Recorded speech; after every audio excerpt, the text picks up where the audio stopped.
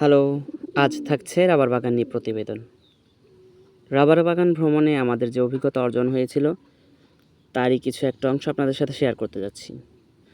আমরা গিয়েছিলাম শ্রীমঙ্গলের রাবার বাগান ভ্রমণে, যেখানে সারি সারি রাবার গাছ। এই গাছগুলোতে খেজুর গাছের মতনই কাটা হয় এবং খেজুরের যেভাবে রস আসে, ঠিক একইভাবে রাবারেরও কষ আসে। আমরা একটা গাছের দিকে এগোলাম। এখানে যেই খেজুর গাছে যেমন হাঁড়ি পাতা থাকে, এখানে ছোট ছোট বাটি পাতা থাকে এবং একইভাবে কিন্তু এরকম কাটা থাকে এবং সামনে একটা নালার মতো দেওয়া থাকে। এই নালাটা দিয়ে রাবারের কষ এসে এই বাটিতে পড়ে।